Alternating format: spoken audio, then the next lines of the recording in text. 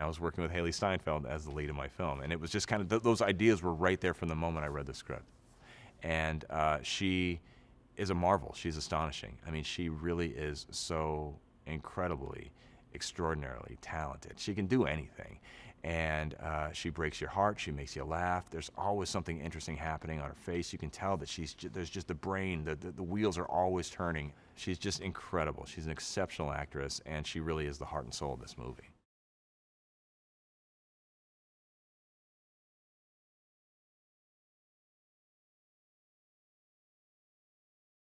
They say that, you know, it's the old saw that 90% of your job is casting, and that's true for the crew, for the artists that you hire, and obviously for the actors.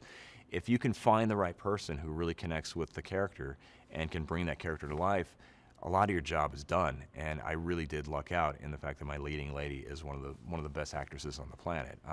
It was an extraordinary experience. I mean, you know, I've done a lot of stuff in my career over the 20 years I worked in animation and film. But this last year working on Bumblebee, it was one of the most amazing experiences of my life.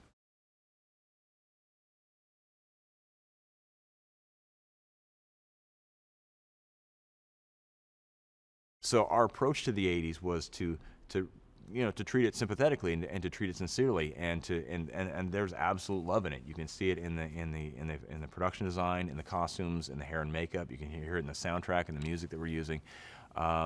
It was a real place, it was a real time, and we wanted to make sure it did not feel like we were lampooning it, that it was a cartoon, and so we treated it seriously.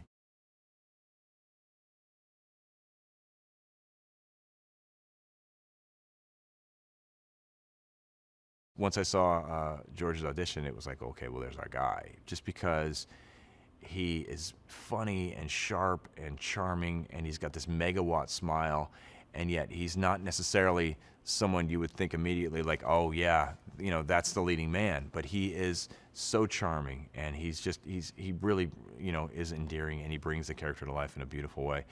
And you know, as a director, really, that's what you hope for, is someone who can see beyond what's written on the page and find depth and dimension to who this character is.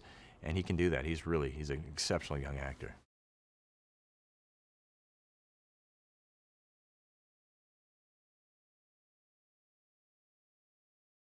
When I saw Jason Drucker's audition, it was like, all right, well, there's our Otis, and it was just one of those things where it was like, it was the perfect thing. Every choice he made was right. He seems so real, and he's just really funny, and he's like a grown man in a little man's body. So he's so great in the film. He's totally funny, and I love him. I think he's great.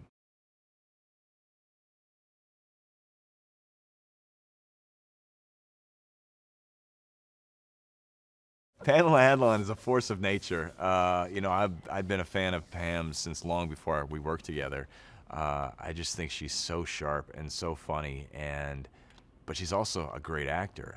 She's really talented, and you know, it's Charlie's mom, Sally. You know, it's one of those things where it could easily devolve into caricature unless you get someone who can find the different shades of the character to bring to life and know what to play. Know when you know, to be that kind of stereotypical mom, and know when to find nuance and subtlety in the performance. And you know, Pamela, I mean, she's just so naturally gifted and so talented, and she really understood who these characters were. You know, she's a mom. She's got teen girls of her own. She grew up in the 80s like I did, so she has those memories of those experiences.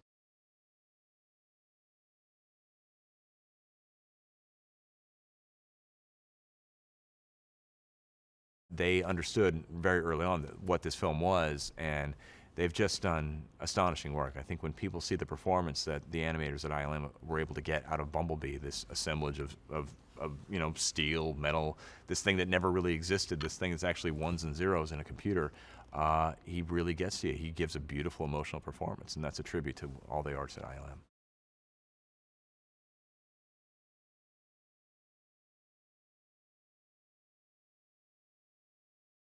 John brings a physical presence that's, I mean, that's undeniable. He's a big dude. He's got, you know, he's got arms like oak trees.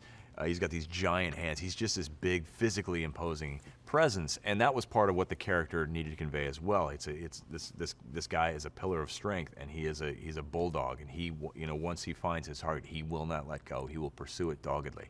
And so the physical presence needed to be an important aspect of that. Of course, John, he just got that. He has that when he walks through the door.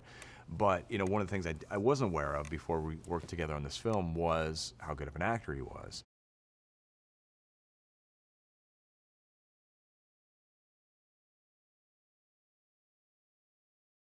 Yeah, I saw Agent Burns as something of a funhouse mirror version of Bumblebee in a way, that he is also a creature of violence. He is also a warrior. He is someone who's lived a life of violence, and we look at what that does to someone to live a life like that.